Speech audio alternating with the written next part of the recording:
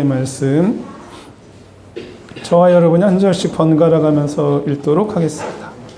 홀수절은 제가, 짝수절은 여러분이, 그리고 마지막 12절은 함께 읽도록 하겠습니다. 누가복음 12장 1절의 말씀 제가 먼저 읽습니다. 그동안에 무리 수만 명이 모여 서로 밟힐 만큼 되었더니 예수께서 먼저 제자들에게 말씀하여 이르시되 바리새인들의 누룩 곧 외식을 주의하라.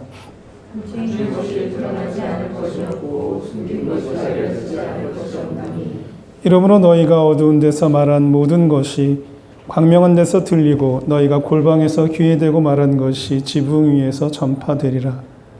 내가 내 친구들에게 말하노니 몸을 죽이고 그 외에 능히 더 못하는 자들을 두려워하지 말라. 마땅히 두려워할 자를 내가 너희에게 보이리니 곧 죽인 후에 또한 지옥에 던져 넣는 권세 있는 그를 두려워하라. 내가 참으로 너희에게 이르노니 그를 두려워하라.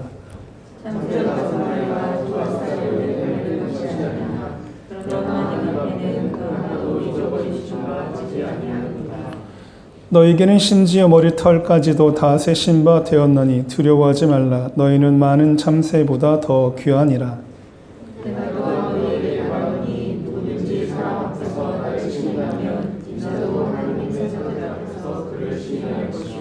사람 앞에서 나를 부인하는 자는 하나님의 사자들 앞에서 부인을 당하리라. 누구든지 말로 인자를 거역하며 사하심을 받으려니와 성령을 거역하는 자는 사하심을 받지 못하리라. 사람이 너희를 회당이나 위정자나 권세 있는 자 앞에 끌고 가거든 어떻게 무엇으로 대답하여 무엇으로 말할까 염려하지 말라. 마땅히 할 말을 성령이 곧 그때에 너희에게 가르치시리라 하시니라. 아멘. 그레이트 헝거라고 하는 제목으로 오늘 말씀 정했습니다. 요즘 제가 제일 많이 듣는 소리가 제 뱃속에서 나는 꼬르륵 소리를 제일 많이 이렇게 듣고 있어요. 간헐적 단식을 꾸준히 하다 보니까 이제는 꼬르륵 소리가 무척 친밀해졌어요. 예전에는 배에서 소리가 나면 제 울림통이 좀 커서 저기 있는 사람까지 다 들려고 좀 쪽팔렸는데 지금은 오히려 이런 소리가 들릴 때마다 아, 내가 제대로 가고 있구나, 잘하고 있구나 이렇게 셀프 칭찬을 하고 더 이상 이렇게 그런 것이 이제 창피하지가 않아요. 제가 간헐적 단식을 하는 이유는 특별히 이렇게 어떤 목적이 있어서 하는 것은 아니에요. 어쩌다 텔레비전을 보다가 끼니 반란이라고 하는 프로그램을 보게 되었고 그 다음 날부터 한번 해볼까라고 해서 실험 정신에 의한 이렇게 도전해 본 것에 불과하단 말이에요. 우리가 잘 알고 있듯이 단식이라고 하는 것은 내 몸에 들어오는 음식물을 이렇게 거부하는 거예요. 일정한 부분 이렇게 거부하는 것인데 이러한 단식의 극단적인 형태가 뭐냐면 금식이라고 이렇게 말할 수가 있어요. 그러니까 때로는 물조차도 내 몸에 들어오는 것, 허락하지 않는 것, 금식이라고 이렇게 말할 수 있죠. 성경을 읽다가 보면 여러 사람들이 금식이라는 특별한 경우가 이렇게 나오고 있는데 다윗의 경우에는 자기의 어린 아들이 죽게 되어지는 그런 상황에 있었을 때에 하나님 앞에서 금식을 하고 간절한 기도를 하면서 이 상황들이 바뀌어지기를 위해서 이렇게 기도를 했어요. 그러니까 어린 아들의 생명을 구하기 위해서 자기의 생명을 건 이런 특별한 목적이 있는 금식 기도라고 말할 수 있죠. 또 황후 에스더는 유대민족이 하만의 계략으로 이렇게 죽음에 처하게 되니까 내가 죽으면 죽으리라고 하는 그 심정으로 금식을 하고 간절한 기도를 했어요. 그러니까 자기의 생명을 걸고 이렇게 금식을 한 경우는 중보기도 하는, 그러니까 중보의 목적이 있기 때문에 이렇게 특별하게 금식을 선포한 거죠. 제가 간헐적 단식을 하는 거는 이런 특별한 목적이 있는 게 아니라 그냥 어떻게 보면 사람들이 이야기한 것처럼 몸의 균형을 위해서 또 몸의 독소를 빼내기 위해서 하는 거라고 말하는 그런 지극히 개별적이고 지극히 개인적인 이유라고 말할 수가 있어요. 그런데 이 자한당 또라이들이 요즘 간헐적 단식이 유행이라고 5시간 막 릴레이 간헐적 단식을 해요. 국회에서. 그러니까 멍청한 거죠. 개인적으로 해야 될 일과 공식적으로 해야 될 일을 이렇게 구별하지 못하는 사람들이에요. 일하라고 국회에 보냈는데 금식을 하고 단식을 한다는 거는 또라이라는 짓이라고 저는 생각을 해요.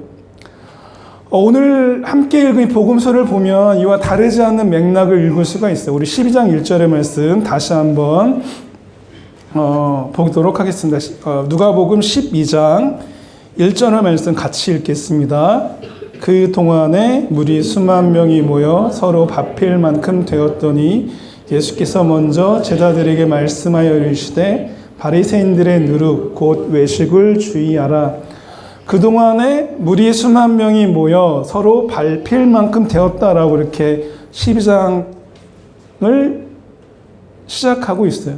그러니까 11장과 연계해서 읽었다 보면 이런 상황이 있었고 그다음에 벌어진 일이라고 이렇게 볼 수도 있고, 또 지금까지 예수님이 복음을 전파하시고 또 병자들을 치유하시고 또 말씀을 가르치시고 하는 그러한 동안에라고 이렇게 전체적인 복음의 시작이 있은 희로 그 동안에라고 이렇게 그런 상황을 마무리하는 뜻으로 받아들여서 읽어도 좋을 듯합니다.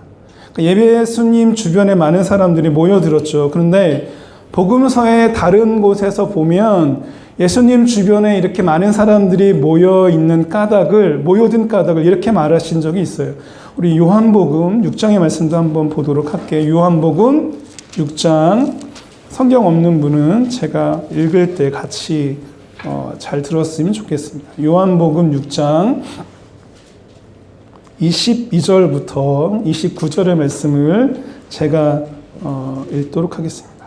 요한복음 6장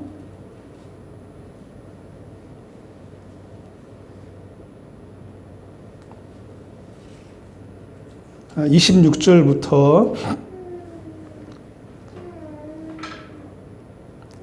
29절까지 제가 읽을게요.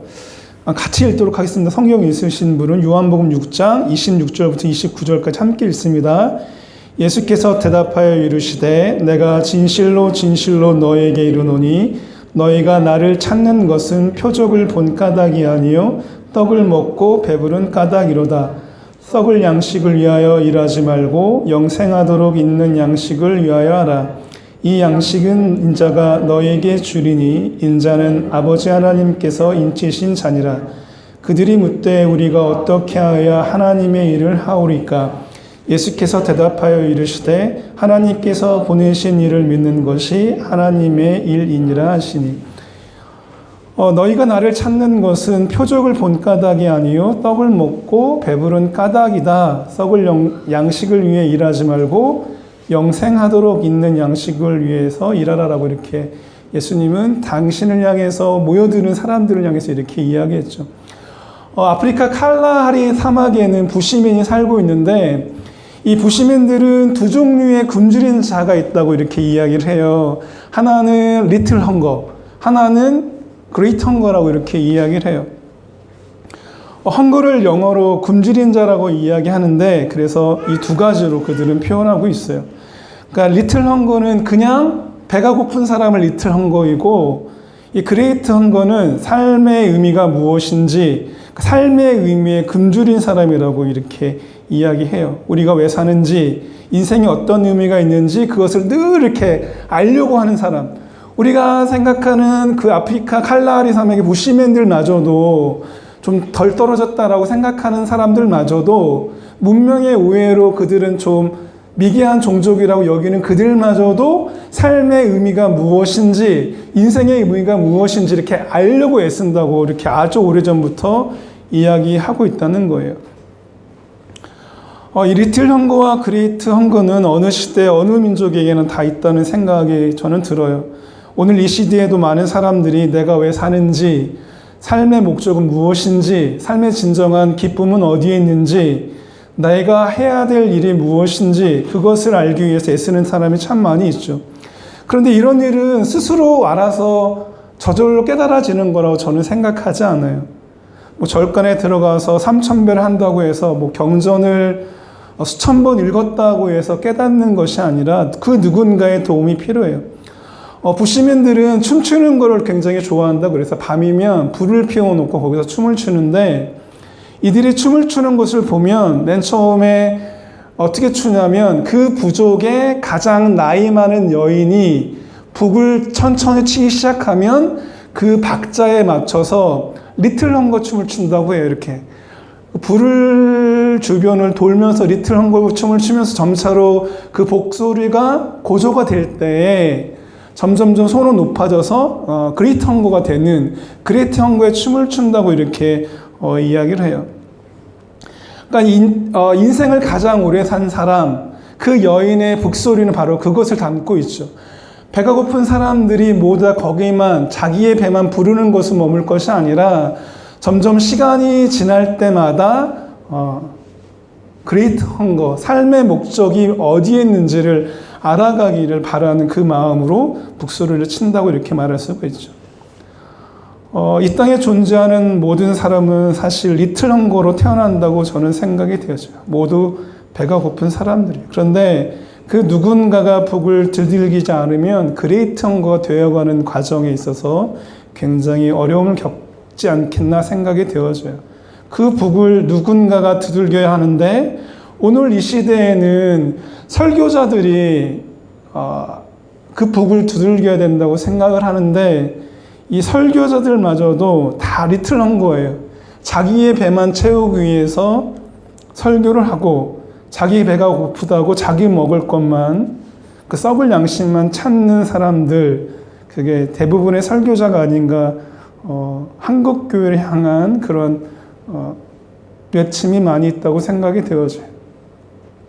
혹은 그런 사람들의 굶주린 배만 채워주는 게 설교자의 유일한 목표인 줄 알고 그렇게 살아가는 사람도 많이 있죠.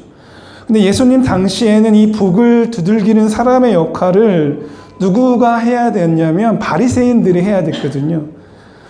왜냐하면 바리새인들은 그 일을 하도록 부르심 받았다고 스스로 여길 뿐만 아니라 자신을 위해서 사는 것이 아니라 자기는 다른 사람을 위해서 살아가도록 하나님께 구별 지어졌다라고 그렇게 생각하는 사람들이기 때문에 그래요.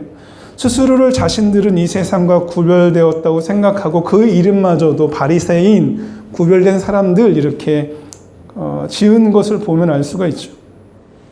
이 바리새인들은 누구냐면 아브라함을 자기 조상으로 섬겼던 사람들이거든요. 창세기 15장을 보면 하나님께서는 아브라함을 갈대아 우르에서 불러내시고 내가 너를 복의 근원으로 삼겠다라고 이렇게 이야기하셨어요. 하나님도 아브라함을 불러내실 때는 그가 리틀 헝거가 아니라 그레이트 헝거, 이 아브라함을 통해서 복의 그 모든 것이 흘러나가서 모든 사람들이 진짜 복, 영생의 복을 누리는 그러한 사람이 되기를 원하셨기 때문에 그를 택하시고 그와 함께 언약을 맺으셨어요. 그 약속의 말씀은 그의 아들 이삭 그리고 그의 손자 야곱에게로 이렇게 내려져 왔죠. 그 이후에 이집트에 정착하게 된 이 아브라함의 후손을 사람들은 뭐라고 얘기했냐면 히브리라고 이렇게 히브리 민족이라고 불렀어요. 이 히브리는 특별한 뜻이 있는 것이 아니라 그냥 가난한 계층, 계급이라고 하는 의미가 있거든요. 그런데 이 히브리 민족은 모세가 등장하고 그와 함께 이집트를 탈출하면서 그 히브리 민족은 스스로를 어떻게 여겼냐면 야곱에게 새로운 이름을 주셨는데 그 이스라엘이라고 하는 이름을 주셨는데 이제는 그 이름을 취하게 돼요. 더 이상 자기를 히브리 민족이라고 부르지 않고 우리는 이스라엘이다. 하나님과 겨루어서 이겼다. 우리는 그레이트 헝거가 될 것이다 라고 하는 그 이름의 뜻에 담긴 그것을 가지고 살았어요. 이 야곱의 12아들의 이름을 딴 이스라엘 12지파는 그리고 가나안에 정착하고 오랜 시간이 흐른 뒤에 사울이 12지파를 모아서 통일왕국을 세웠고 그 뒤를 이어서 다윗과 솔로몬이 이스라엘을 번영케 했어요.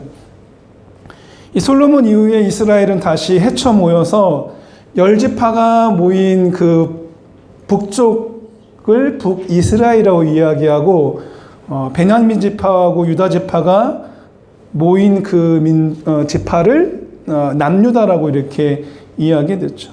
그 각자가 따로 성전을 세우고 예배를 드리면서 오랜 시간이 지난 뒤에 북이스라엘이 먼저 망하고 그 이후에 남유다가 몰락을 했는데, 이 남유다가 망하면서 그 민족이 바빌론의 포로가 되어서 사로잡혀 갔거든요.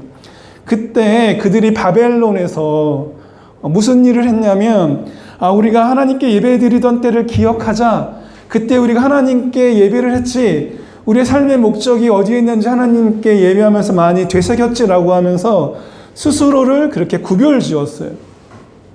그래서 성경을 외우고 성경을 가르치고 성경을 읽은 것이 성전이 없어진 뒤에 회당이라고 하는 모이는 장소를 따로 이렇게 구별지으면서 그렇게 된 것이 바로 예수님이 오실 때까지 계속된 회당 예배인 거예요.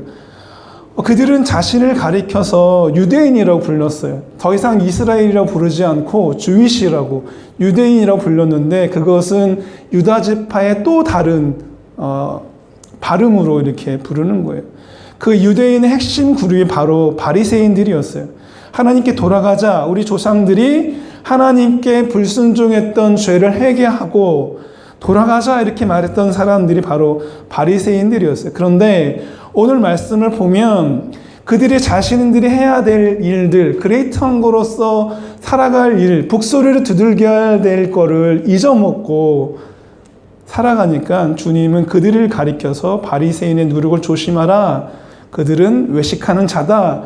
사실은 그들은 자기의 배를 채우기 위해서 하나님의 이름을 들먹일 뿐이다라고 이렇게 말씀을 하셨던 거예요.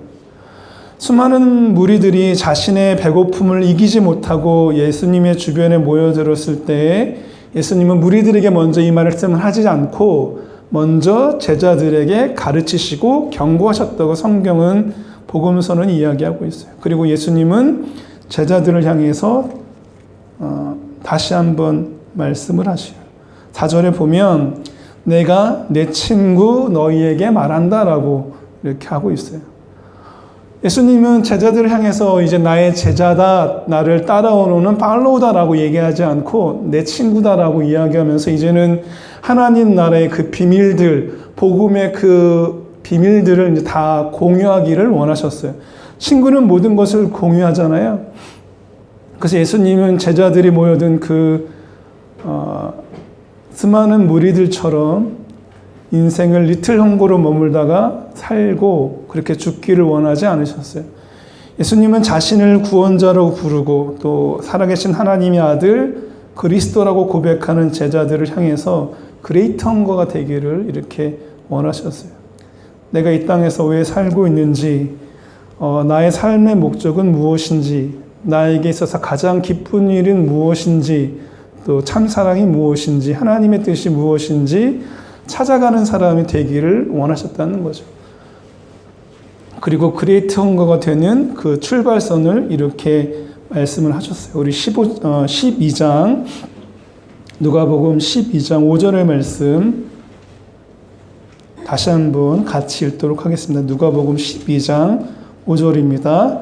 마땅히 두려워할 자를 내가 너희에게 보이리니 곧 죽인 후에 또한 지옥에 던져 넣는 권세 있는 그를 두려워하라. 내가 참으로 너희에게 이르노니 그를 두려워하라. 우리 주 예수님의 말씀처럼 저는 여러분이 하나님을 두려워하는 사람이 되기를 원해요. 해빈이도 하나님을 두려워하는 사람이 되기를 원합니다. 아빠를 두려워하지 말고 하나님을 두려워할 수 있어야 돼요. 하나님을 향한 정직한 두려움만이 사람이 사람에게 가져다 줄 수 있는 모든 두려움을 이겨낼 수 있기 때문에 그래요. 성경을 읽으면 두려움이라는 단어가 나오는데 이 이스라엘 민족, 히브리 민족, 유대 민족의 언어는 종교적이어서 그들의 단어를 보면 종교적인 의미가 들어있어요. 그런데 이 두려움이라고 하는 단어는 세 가지 뜻이 보통 있는데, 하나는 낭떠러지와 같은 곳에 서 있을 때 사람이 겪는 두려움이 있다고 얘기하고, 또 하나는 앞으로 어떠한 일이 벌어질지 모르는 다가오는 시간에 대한 두려움이 있다고 이야기하고, 또 마지막 두려움은 거룩하신 하나님 앞에 서 있는 두려움이 있다고 이렇게 얘기해요. 이 세 가지는 사람이 느끼는 두려움이라고 성경은 말하고 있어요. 그런데 많은 사람들이 낭떠러지와 미래에 대한 두려움은 하나님을 믿고 있으면서도 여전히 붙들고 있어요. 내일이 어떻게 될지, 내가 어떤 위험에 처하게 될지 얼마나 큰 두려움에 떨고 사는지 몰라요. 믿음이 있다고 하면서도. 그런데 여전히 그것은 꼭 손에 쥐고 있으면서도 하나님을 향한 두려움만큼은 거지 발사계만큼 그저 내다버리는 게 그리스도인들의 모습이에요. 이 거지 발사계 가장 쓸모없는 것을 거지 발사계라고 얘기하잖아요. 근데 하나님 앞에 있는 서 있는 이 두려움에 대해서 다윗은 시편 139편에서 어떻게 이야기했냐면, 내가 주의 영을 떠나 어디로 가며 주의 앞에서 어디로 피하리까? 내가 하늘에 올라갈지라도 거기 계시고 수월에 내려갈지라도 거기 계시나이다. 내가 새벽 날개를 치며 바다 끝에 가서 거주할지라도 거기서도 주의 손이 나를 인도하시며 주의 오른손이 나를 붙드시리다라고 이렇게 이야기했어요. 하나님을 피할 수 있는 사람은 그 아무도 없다는 것을 자기가 자기의 경험을 토대로 노래했던 것이 바로 다윗이었어요. 근데 우리 주님은 이거를 어떻게 이야기하시냐면, 참새 5마리가 두 아사리온에 팔리는 것이 아니냐, 하나님 앞에서는 그 하나도 잊어버리시는 바 되지 않았다라고 이렇게 다윗은 시로 노기했지만 예수님은 생활상에 그들이 경험하는 모든 것을 통해서 이야기하셨어요. 이 두 아사리온은 우리나라 돈으로 환전을 한다면 아마 3-4천 원 정도 될 듯해요. 요즘 밥 한 끼 먹사 먹는 이 작은 돈의 쓰임에도 불구하고 하나님은 간여하신다고, 간섭하신다고 예수님이 말씀하시는 거예요. 이 참새 5마리가 두 아사리온 3-4천 원에 팔리는데 그것마저도 하나님의 허락 없이는 되지 않는데, 너희 인생이 얼마나 참새보다 귀하지 않느냐? 하나님은 그 모든 것을 다 관여하고 계시다, 간섭하고 계시다. 하나님 앞에서 피할 수 없다. 이렇게 예수님은 말씀하고 있어요. 아담이 범죄해서 하나님의 얼굴을 피하여 숨을 때에도 하나님은 그를 찾아오시고 그를 부르셨어요. 아브라함이, 야곱이, 모세가, 다윗이, 이사야가, 요나가, 우리가 성경에서 만날 수 있는 그 모든 사람은 자기가 범죄했을 때 하나님을 향한 두려움 때문에 숨었거든요. 그럴 때마다 하나님은 그들을 찾아오셔서 그들을 부르시고 너가 나의 손에서 벗어날 수 없다, 이렇게 이야기하시면서 다시 하나님 앞에 서 있기를 간절히 바라셨어요. 그런데 많은 사람들이 이 첫걸음을 떼지 못해요. 왜 예수님을 믿지 못하느냐면, 창세기 1장 하나님이 천지를 창조하셨다고 하는 이 말이 너무나 어려워서 이 담을 넘어가지 못하는 사람들이 거지 발색에 마냥 하나님을 향한 믿음을 버리고 살아간다는 거예요. 저는 여러분, 바온의 예배자들이 하나님 앞에 정직한 두려움으로 설 수 있도록 이렇게 목소리를 올리는 사람이 되었으면 좋겠어요. 그러기 위해서는 여러분이 먼저 하나님을 경험하셔야 되거든요. 하나님이 얼마나 두려우신 분인지, 얼마나 나를 주목하고 계시는지, 참새 5마리가 3-4천 원에 팔리는 그 일에도 관여하시는 하나님인지를 내가 경험하지 않으면 결코 우리는 북소리를 올릴 수 없는 사람이 돼요. 내가 경험해서 다른 사람들이 그 북소리를 듣고 리틀 헝거가 아니라 그레이트 헝거가 되도록 점차 그 북소리를 점점점 울리고 크게 울릴 수 있는 사람이 되어야 돼요. 아주 늦은 밤에 되었을 때 그들은 그레이트 헝거가 된다고 이렇게 이야기해요. 저는 제 뱃속에서 자주 들리는 이 꼬르륵 소리가 들릴 때마다 여러분을 위해서 기도하려고 해요. 그런 사람들이 되어가도록, 그레이트 헝거가 되어가도록, 저는 하나님 말씀이 들릴 때마다 여러분이 하나님의 눈을 피할 수 없다고 하는 그 사실을 믿고 경험하고 그렇게 한 걸음 한 걸음 여러분의 배고픔을 채우기 위한 그 자리에서 이제는 점점점 자라나서 성장해서 그레이트 헝거가 되어가는, 또 삶의 의미를 아는, 또 여러분이 가장 기쁜 일이 무엇인지 깨닫는 그런 사람들이 되기를 주님의 이름으로 축복합니다. 기도하겠습니다.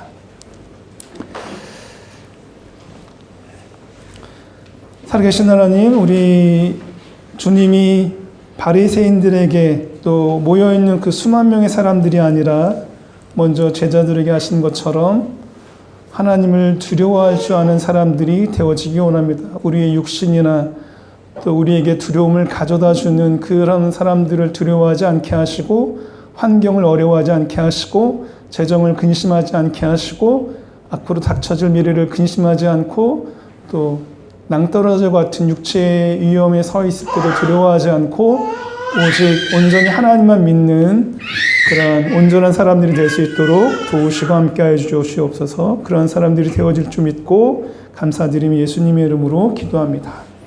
아멘. 우리 아까 불렀던 찬양 부르면서 주님 귀한 예물을 드리도록 하겠습니다. 낮이나 밤이나 우리 한 번 부르고 잠깐 기도하는 시간 갖도록 하겠습니다. 나의 소망 되신 주, 나의 소망 되신 주, 주를 바라봅니다. 다시 오실 나의 왕 예수, 주를 기다리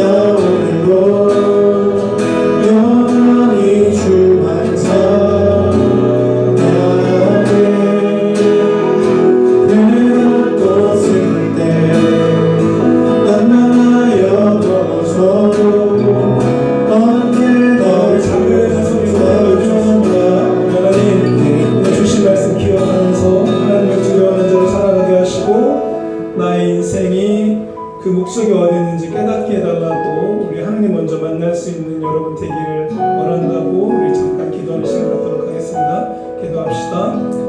살아계신 하나님, 도우시고 우리의 한 사람 한 사람을 불러주시길 원합니다. 이들의 삶이 주님께서 함께하고 인생이 되어지게 하시고 삶의 목적과 삶의 비전과 삶의 계획을 찾아내게 하시고 더 이상 당하지 않게 하시고 주님으로 오신 주의 이름으로 감사드립니다.